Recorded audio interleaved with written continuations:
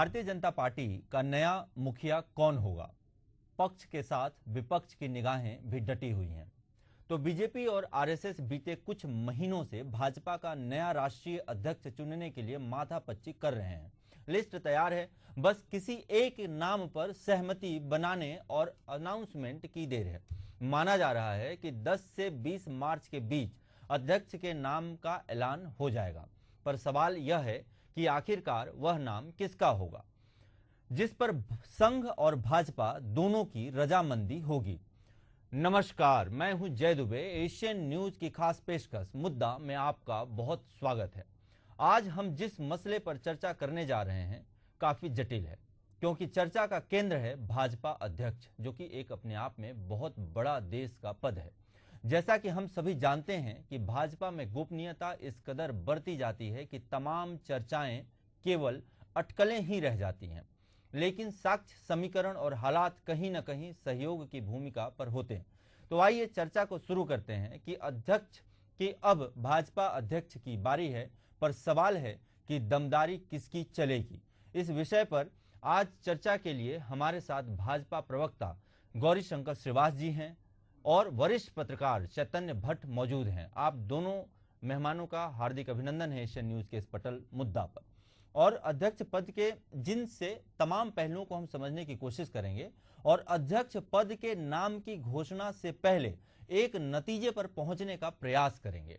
आज दोनों मेहमानों का हृदय से एशियन न्यूज की खास पेशकश में अभिनंदन भी है। चर्चा शुरू करने से पहले जो बातें चर्चा में हैं, जिन नामों पर सहमति बनने के आसार हैं, उन पर नजर डालते हैं।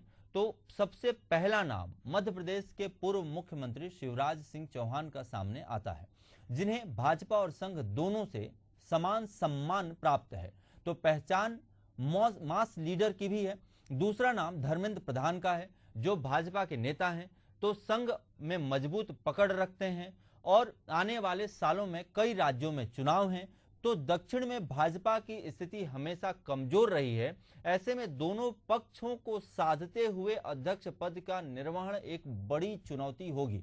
तो एक चेहरा कौन हो सकता है, यह बड़ा सवाल है, जिस पर अपने मेहमानों से हम चर्चा करेंगे। आप दोनों मेहमान, माननीय श्रीवास जी और माननीय चैतन्य भट्ट जी, सवाल बड़ा है।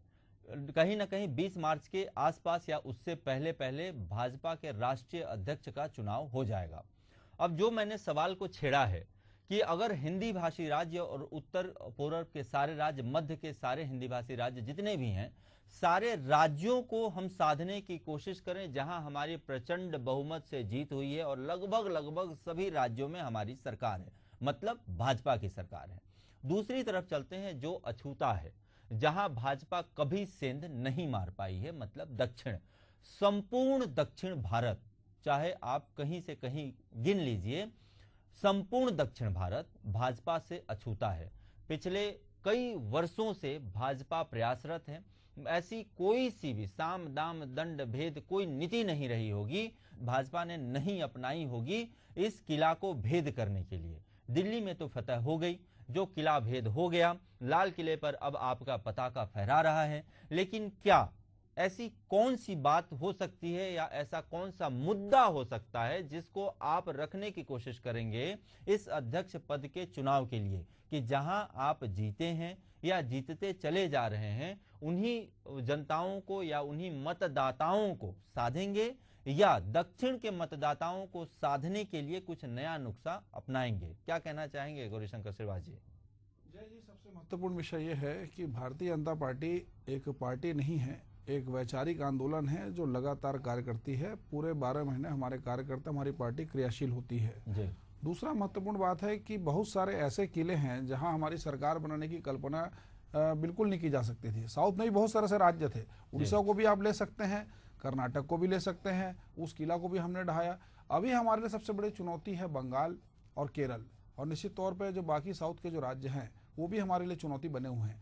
लेकिन अभी हमारे मुख्य टारगेट में आप देखेंगे तो केरल और बंगाल ऐसे राज्य है बंगाल खासतौर से ऐसी राज्य है जहां सरकार बनाने की स्थिति में पिछले बार भी हम थे, लेकिन चूंकि चुनाव अभी सबसे नजदीक हमको दिखाई दे रहा है वो है बिहार में, उसके बाद हम जाएंगे उत्तर प्रदेश में। हिंदी भाषी क्षेत्र में ये दोनों राज्य सबसे महत्वपूर्ण है और सरकार केंद्र की जो बनती है वो बिहार उत्तर प्रदेश से बनती है। राजनीति के पंडित कहते हैं भारतीय जनता पार्टी का जो भी अध्यक्ष होगा जनाधार वाला होगा, भाजपा का कर्मठ कार्यकर्ता होगा और संसदीय बोर्ड उसको तय करेगा। मतलब आप कहीं ना कहीं यह कहना चाह रहे हैं कि जो अध्यक्ष होगा बिहार या उत्तर प्रदेश से होगा? नहीं, मैं उसी बात को पूरा कर रहा था जी। हम कोई स्टेट देखकर अध्यक्ष निर्वाचित नहीं करते हैं जी, क्योंकि अध्यक्ष जो होता है पूरे भारत देश का होता है, पूरे भारत देश का नेतृत्व करता है हर राज्य का। चुनाव तो हर साल भारत देश में होते रहते हैं। अध्यक्ष वो होता है जिसमें नेतृत्व क्षमता होती है। आप देखिए जितने भी हमारे अध्यक्ष में सबका अपना गौरवशाली इतिहास रहा है, सबकी अपनी नेतृत्व क्षमता रही है। बहुत लोग उसमें से आज बड़े बड़े पद में हैं। पूर्व के भी आप अध्यक्ष दे लीजिए, अटल बिहारी वाजपेयी जी से लेकर आज तक जितने भी अध्यक्ष हुए हैं सबका अपना कार्य क्षेत्र, सबका अपना कालखंड है, सबका अपना इतिहास है और जनता से लेकर कार्यकर्ता के बीच में समन्वय की गजब क्षमता थी, जिसके कारण पार्टी ने इतना बड़ा स्वरूप लिया है।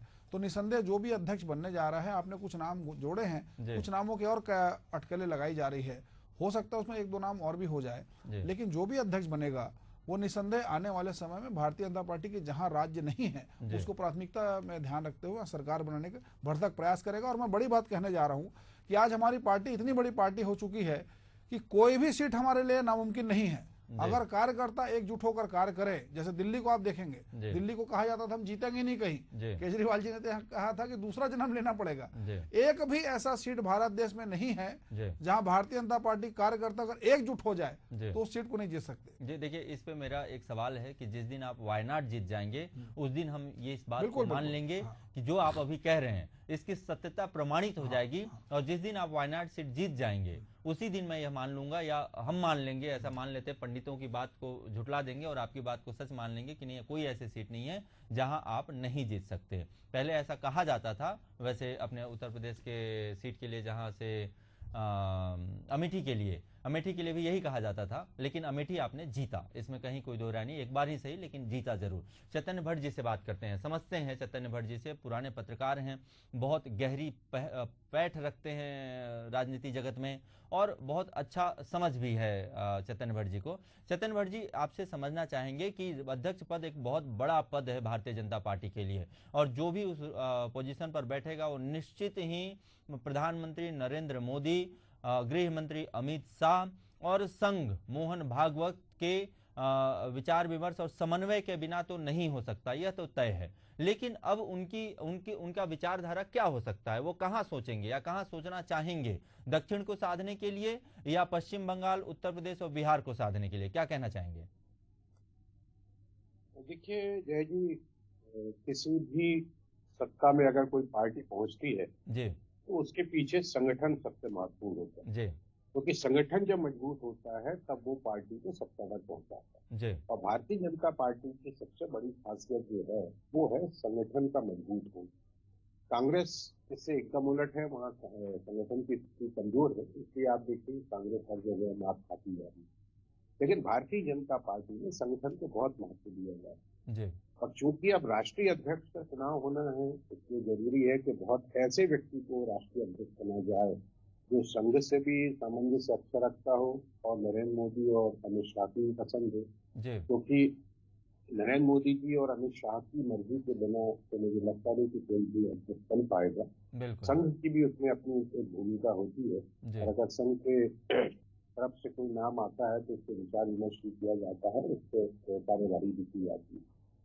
अब जिस तरह से आपने भी बताया कि शिवराज सिंह चौहान जी का भी नाम चल रहा है, इस तौर पर शिवराज सिंह चौहान एक बहुत बड़े लीडर हैं और उन्होंने लंबे समय तक मध्य प्रदेश में पद का भार भी संभाला है। सोच उनकी अलग तरह की है और आप देखेंगे लाडली बहना योजना जो है उसको न केवल भारतीय जनता पार्टी शासित राज्यों ने अपनाया बल्कि लाडली बहना योजना ने सब जगह जिता दिया, सब जगह जिता दी, तो ये उनकी सोच है जी। तो उस सोच के तहत दूसरी बात ये है कि क्योंकि वो केंद्र में जा चुके हैं, राज्य के छोड़ के केंद्र में जा चुके हैं, तो एक उनका संगठन क्षमता भी बहुत अच्छी, उनको इनाम भी मिला है इस बात का जी। तो एक संगठन की जो क्षमता होती है किसी अध्यक्ष के लिए वो भी शिवराज सिंह चौहान में मौजूद। दूसरा, एक संवेदनशील व्यक्ति है, मधुर बोलते हैं लोगों के बीच में मिलते जुलते हैं। आप देख सकते कोई भी मुख्यमंत्री अगर कोई ओला पीड़ित किसान के पास जाके उसके गले लग के बात करता था तो वो मुख्यमंत्री शिवराज सिंह चौहान। एक जो रास्ता होता है आम अपने कार्यकर्ताओं से या आम जनता उसमें शिवराज सिंह नंबर 1 है, कोई संदेह की बात। दूसरा आपने धर्मेंद्र प्रधान का भी जैसे जिक्र किया है।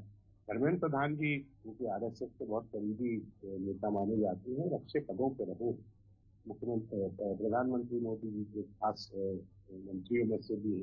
तीसरा एक नाम मनोहर लाल खट्टर का भी बहुत तेजी से उभरा है। मनोहर लाल खट्टर जी को भी राष्ट्रीय अध्यक्ष बनाया जा सकता है। तो ये तमाम नाम जो है, लेकिन भारतीय जनता पार्टी की एक बड़ी खासियत है कि ऐसे अप्रत्याशित निर्णय होते हैं जो चौंका देने वाले होते हैं। जिनका नाम चलता है उनका दूर दूर तक कोई पता नहीं रहता। एक बिल्कुल, और इसीलिए दक्षिण का जो स्वाद है उसको हमने अपने इस मुद्दा के कार्यक्रम में जोड़ा है और डाला है कि क्या वो अप्रत्याशित नाम दक्षिण से हो सकता है, क्योंकि दक्षिण भाजपा के लिए अंगूर खट्टे हैं जैसा है और भाजपा उसको किसी भी सूरत पे साधना चाहती है भट्ट साहब। तो क्या यह अप्रत्याशित नाम दक्षिण से हो सकता है? देखिए, भारतीय जनता पार्टी का ये सोचना है कि हमको संपूर्ण भारत में, न केवल उत्तर भारत में बल्कि दक्षिण भारत में भी अपना जीत का परचम फहराना है। और इसमें देखिए कि कई बार दक्षिण भारत के राज्यों में जाते हैं प्रधानमंत्री, वहां पे घोषणाएं भी होती है। बिल्कुल, रजनीकांत जी को भी ऑफर दिया था क्योंकि अभी तक दक्षिण में भारतीय जनता पार्टी को उतनी जीत हासिल नहीं हुई जितनी वो अपेक्षा करती है। तो ये हो सकता है कि दक्षिण भारत से कोई ऐसा व्यक्ति सामने आए जिसको राष्ट्रीय अध्यक्ष बनाया जाए। तो उसके साथ साथ ये भी देखना होगा हमको कि क्योंकि दक्षिण भारतीय जो व्यक्ति होता है उसकी एक अपनी सीमा होती है। वो पूरे देश में सर्वमान्य नेता नहीं माना जाता है क्योंकि एक संगठन का एक क्षेत्र विशेष का व्यक्ति होता है। फिर उसके साथ भाषा की भी एक समस्या होती है क्योंकि उत्तर भारत और बड़ा भारी इलाका जो है जहाँ पे भारतीय जनता पार्टी ने अपनी जीत का परचम फहराया वो सब हिंदी भाषी है। तो या तो फिर ऐसे व्यक्ति को जिसमें हिंदी का भी बहुत अच्छा ज्ञान हो, अंग्रेजी का भी बहुत अच्छा ज्ञान हो और जो दीगर भाषा है जो वहाँ की क्षेत्रीय भाषा है उसका भी बहुत अच्छा ज्ञान है। तो ऐसे व्यक्ति की खोज निश्चित तौर पर जारी है। मुझे लगता है कि मार्च के दूसरे हफ्ते तक ये निर्णय हो जाएगा क्योंकि बहुत लंबे समय से ये खोज चल रही है कि किसको राष्ट्रीय अध्यक्ष बनाया जाए। और क्योंकि राष्ट्रीय अध्यक्ष का पद बहुत महत्वपूर्ण है भारतीय जनता पार्टी में, सारा दारोमदार संगठन का उस पर डिपेंड करता है। तो इसलिए मुझे लगता है कि ये एक बहुत जल्दी निर्णय लिया जाएगा। लेकिन जो भी निर्णय लिया जाएगा वो हो सकता है कि अप्रत्याशित हो, क्योंकि इस तरह की जो परंपरा भारतीय जनता पार्टी ने डाली है। अभी देखिए आप दिल्ली के चुनाव में रेखा गुप्ता का नाम कहीं दूर दूर तक नहीं था, मुख्यमंत्री बना। डॉक्टर मोहन यादव का नाम कहीं नहीं था, वो तो जब फोटो खिंचवा रहे थे तो तीसरी लाइन में बैठे हुए अचानक उनके नाम का पर्चा खुल गया। तो ये भारतीय जनता पार्टी की विशेषता है। वो ऐसे लोगों को भी प्रमोट करते हैं जिनके बारे में कहा जाता है कि उनको बहुत नीचे स्तर पर देखा जाता है। तो भारतीय जनता पार्टी में ये भी लगता है पिछले स्तर के कार्यकर्ताओं को हमें भी एक ऐसा मौका मिल सकता है। वहां पर कुछ तरह की परिवारवाद की ऐसी कोई स्थिति नहीं है। छोटे से छोटे कार्यकर्ता को बड़ी जिम्मेदारी दी जाती है और युवाओं को आगे लाने की जो कोशिश हो रही है उसके तहत हो सकता है कि भारतीय जनता पार्टी दक्षिण से किसी एक ऐसे नेता को सामने लाए जिसके बारे में अभी कोई विचार विमर्श नहीं हो पा रहा। जी, अब अगला सवाल लेते हैं अपने गौरी शंकर श्रीवास जी से। बड़ा सवाल है, जेपी नड्डा जी अभी अध्यक्ष हैं।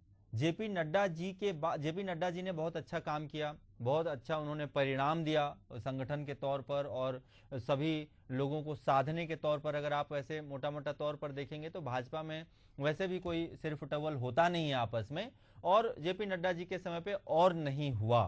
तो ऐसा ही व्यक्तित्व ढूंढना और साधना कितना बड़ा चुनौती हो सकता है प्रधानमंत्री नरेंद्र मोदी जी, अमित शाह जी और संगठन के लिए? जय जी, आपकी बात से बहुत हद तक मैं सहमत हूं क्योंकि भारतीय जनता पार्टी में योग्यता की कमी नहीं है। जितने नाम आपने लिए हैं, जितने नामों को भट्ट साहब जानते हैं, इसके अलावा भी बहुत सारे ऐसे लोग हैं जिनमें योग्यता है नेतृत्व करने की।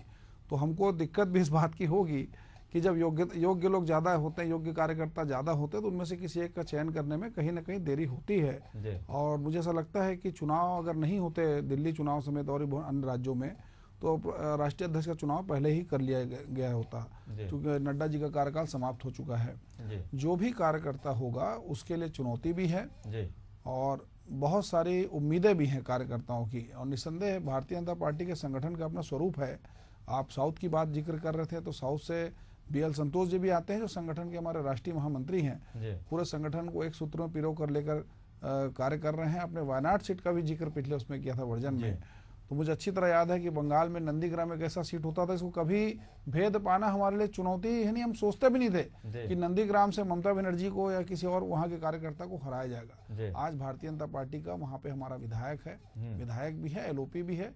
तो ये संगठन की हमारी सारी रणनीति है, कार्य योजना है, उसके तहत में संगठन एक कूटनीति के तहत बोल सकते हैं कार्य करता है। वायनाड सीट का आपने जिक्र किया है, उत्तर भारत में बहुत सारे ऐसे राज्य हैं, लेकिन वर्तमान में आप देखेंगे तो आंध्र प्रदेश में भी हमारी गठबंधन की सरकार है। बहुत सारे ऐसे राज्य हैं जहां पर हमारे संगठन ने विस्तार किया है, RSS के कार्यकर्ताओं ने विस्तार किया है। केरल में हमारे बहुत सारे RSS के कार्यकर्ताओं का हत्या भी कर दिया गया, बम से उड़ा दिया गया।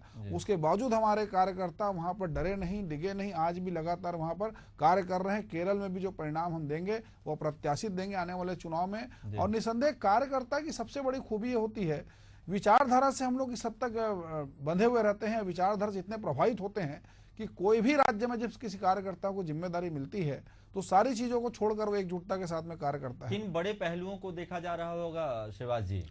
देखिए, सबसे महत्वपूर्ण अनुभव देखा जा रहा है, कार्यकुशलता देखा जाएगा, संगठन के प्रति निष्ठा देखी जाएगी, और मैंने जो शुरुआत में कहा कि समन्वय, सभी राज्यों में समन्वय, और साथ ही साथ संघ के साथ में उनका समन्वय कैसा है, जिसका जिक्र आपने प्रथम वर्जन में किया था कि संघ की पसंदगी, मैं बोलता हूँ पसंदगी नहीं बल्कि संघ की पसंदी, संघ के साथ में और पार्टी के साथ में समन्वय, आम जनता के बीच एक जनाधार वाला व्यक्ति भी हमको चाहिए। तो जितने ये नाम आपने लिए, इसके अलावा बहुत सारे और भी योग्य लोग हैं। कैसे, कौन, कुछ नाम आप गिना सकते हैं? मनोहर लाल खट्टर जी का भी नाम गाए बगाए हम लोग, आप ही लोग के तरफ से सुन रहे हैं, बहुत सारे मीडिया के हमारे साथी बता रहे हैं। मनोहर लाल खट्टर जी का भी नाम है, शिवराज जी का भी नाम है, धर्मेंद्र प्रधान जी का नाम है, खट्टर, और भूपेंद्र यादव जी का भी नाम लेता है, शिवराज सिंह चौहान। हाँ बिल्कुल। अगर ये 3-4 बड़े नाम को हटा दिया जाए तो ऐसे अप्रत्याशित नाम कुछ आप गिना सकते हैं क्या शिवाजी? गाहे बगाहे अभी हम लोग जो सुन रहे हैं वो 3 ही 4 नाम हम लोग प्रमुखता सुन रहे हैं। शिवराज सिंह जी का नाम ज्यादातर हम लोग सुनते हैं, क्योंकि आप सरल सहज और जो उनका व्यक्तित्व रहा है, उनका जो कार्यकाल रहा है, और ग्राउंड लेवल से बहुत निचले स्तर से राजनीति करते यहाँ तक पहुंचे हैं वो। मुझे अच्छी तरह याद है 2002-3 में जब अजीत जोगी जी की सरकार थी, तो वही शिवराज सिंह चौहान जी थे जिन्होंने लाठी खाई, लेकिन भारतीय जनता पार्टी का झंडा लेकर मजबूती के साथ में वो आगे बढ़े। आज वो कार्यकर्ता मुख्यमंत्री बना, आज के केंद्रीय कृषि मंत्री है, और आम इतने बड़े पद में जाने के बाद भी आम जनता तक वो पहुंचने में लगातार कामयाब और अपनी मौजूदगी का एहसास लगातार करा रहा है। भले मध्य प्रदेश के मुख्यमंत्री नहीं है, लेकिन जनता आज भी उनको याद करती है, मोहन यादव जी में उनकी छाया देखती है, ये बहुत अपने बड़ी बात है। तो ऐसे कार्यकर्ताओं का निर्माण अगर कोई करता है तो संघ करता है, भारतीय जनता पार्टी करती है। हम व्यक्ति निर्माण करते हैं, हम राष्ट्र निर्माण करते हैं, और जो राष्ट्रीय अध्यक्ष होगा वो निसंदेह एक तरासा वो हीरा होगा जो आप सबके सामने आने वाला है। जी, चैतन्य भट्ट जी, फिर से दक्षिण की तरफ चलते हैं और समझने का प्रयास करते हैं। तमिलनाडु दक्षिण में सबसे महत्वपूर्ण राज्य है। तमिलनाडु में जिसकी भी सरकार रहती है, लगभग ऐसा माना जाता है, मतलब अगर कांग्रेस की सरकार है अभी तक, तमिलनाडु हालांकि ऐसा राज्य जहां पे क्षेत्रीय दल का ही दबदबा रहा है।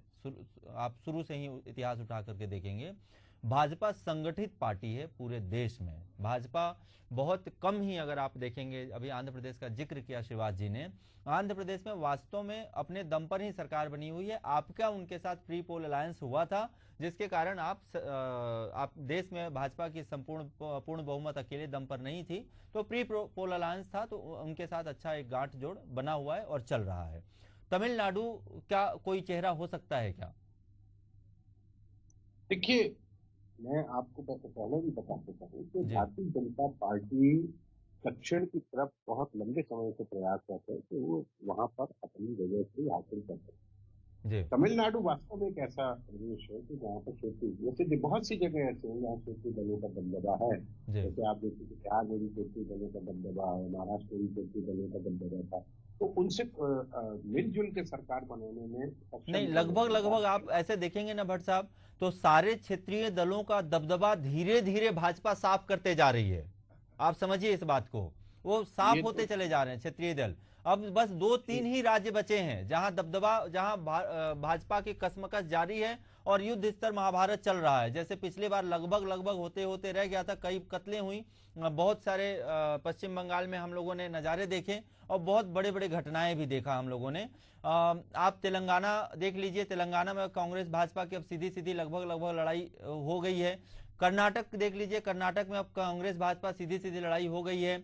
उड़ीसा को खत्म ही कर दिए, साफ कर दिए। उड़ीसा में पहले उनके साथ पटनायक जी के साथ में मिलजुल के चलते थे, अब एक छत्र राज हो गया है भाजपा का। अब बिहार देखने वाला विषय होगा, क्योंकि बिहार में अभी गठबंधन की सरकार है और जो केंद्र की सत्ता के लिए जरूरी है, तो बिहार अब देखने वाला बहुत ही अच्छा विषय होगा आने वाले समय पे। लेकिन भाजपा जहां भी जाती है वहां से, जैसे शिवसेना को साफ कर दिया, महाराष्ट्र में अब सिर्फ भाजपा है, वैसे आप वास्तव में इतिहास उठा के देखेंगे तो भाजपा जहां जाती है धीरे से घुसती है और बाकी सबको खत्म कर देती है और सिर्फ भाजपा रह जाती है और बाकी कोई टिकता ही नहीं है। अगर उसी नीति पे चलें तो क्या लगता है आपको? भारतीय जनता पार्टी किसी भी राजनीतिक दल के साथ जब समन्वय करती है तो वो उसका आकलन करती है कि ये क्षेत्रीय दल किस मुद्दों पर इतने लंबे समय से यहाँ पे काबिज है और उन मुद्दों को आत्मसात करके फिर अपनी स्थिति को मजबूत कर लेती। जैसे छोटा पौधा है, बहुत तेजी से बढ़ता है, से बहुत तेजी से बढ़ता है, छोटे रखते वो खत्म हो जाता है। तो भारतीय जनता पार्टी क्योंकि एक राष्ट्रीय पार्टी है, इसलिए क्षेत्रीय दलों के साथ उसका जो समन्वय होता है तो कहीं ना कहीं उसको इस बात का पता रहता है कि हम एक राष्ट्रीय दल और हम जिनसे अभी कोलैबोरेशन कर रहे हैं उनकी स्थिति सिर्फ क्षेत्र तक सीमित है, एक विशेष प्रदेश तक सीमित है। तो वो प्रदेश में क्या परेशानियां हैं, किन कारणों से वो क्षेत्रीय दल राज कर रहा है, इसका आकलन करके फिर भारतीय जनता पार्टी उन मुद्दों को अपने में समेट के उन तमाम दलों को पीछे छोड़ देती है और अपना एक सत्र राज्य बनाती है। तो ये तो कई बार ये कहा गया है, दूसरे जो विरोधी दल है वो हमेशा यही कहते हैं कि भारतीय जनता पार्टी तो ऐसी है कि जिसके साथ रहती है उसी को खा जाती है। तो ये तो कहा जाता है, लेकिन राजनीति में तो भाई ये सारी चीजें चलती है। राजनीति में कोई आप सन्यासी बन के तो आए नहीं, राजनीति बिल्कुल तालाब में रहेंगे, बड़ी मछली छोटी मछलियां को खाएंगे खाती जाती है, वो तो कोई इसमें कोई संदेह की बात नहीं है। फिर जब भारतीय जनता पार्टी ने तय कर लिया है कि हमको कांग्रेस मुक्त भारत बनाना है तो वो उस तरह से प्रयास कर रही, छोटे दलों को भी अपने साथ दे रही ताकि कांग्रेस का वक्त खत्म हो जाए। तो ये तमाम चीजें हैं जो भारतीय जनता पार्टी को कहीं ना कहीं सफलता दिलाती है और चूंकि संगठन उनका बहुत मजबूत है। फिर दूसरा उनके साथ जो सबसे बड़ा एक फायदा होता है वो होता है संघ के कार्यकर्ता जो बिल्कुल चुपचाप जमीनी स्तर पर काम करते हैं, जिनका पूरा समर्पण संघ के प्रति है, भारतीय जनता पार्टी के प्रति है। उनमें न किसी प्रकार की कोई चाहत होती है कि वो पद पाले, ये कर ले, वो सिर्फ काम करना चाहते और उसका फायदा निश्चित तौर से भारतीय जनता पार्टी को मिलता है और आगे भी मिलता रहेगा, तो कोई संदेह की बात नहीं है। इसलिए संघ की जो भूमिका है वो भारतीय जनता पार्टी के सामने बहुत महत्वपूर्ण और इसलिए उसको मात्र संस्था भी कहा जाता है कि वहीं से उसकी उपज हुई है। तो आरएसएस और भारतीय जनता पार्टी ये दो जो संगठन मिल जाते हैं तो तमाम जो दूसरी पार्टियों के संगठन है वो कहीं ना कहीं कमजोर हो जाते हैं। जैसे आपने तमिलनाडु का उल्लेख किया, तमिलनाडु में हो सकता है कि वहां से भी कोई ऐसा नेता सामने आ जाए जिसको भारतीय जनता पार्टी राष्ट्रीय अध्यक्ष बनाए, क्योंकि साउथ में निश्चित तौर पर देखिए अब तो यह समय ही बताएगा भट्ट साहब कि कौन बनता है। 20 तारीख तक होली के बाद या होली के पहले हमारे सामने कोई न कोई नया भारतीय जनता पार्टी का अध्यक्ष, देश का अध्यक्ष होगा। अब समय के गहराई में इस बातों को छोड़ देते हैं और अप्रत्याशित ढंग से जिस हिसाब से भाजपा ऐलान करती है उस पे भी हम इस बातों को छोड़ देते हैं। अनुमान जितना लगा सकते थे उतना हमने लगाया। आप दोनों हमारे वरिष्ठ मेहमानों से चर्चा करके इस बात की गंभीरता को समझने और अपनी जनता को समझाने का हमने प्रयास किया। आज की चर्चा को समय की बाध्यता के कारण यहीं विराम देना होगा। दोनों मेहमानों का बहुत बहुत धन्यवाद हमारे से जुड़ने के लिए। फिर होगी मुलाकात, तब तक के लिए बने रहिए एशियन न्यूज के साथ। नमस्कार।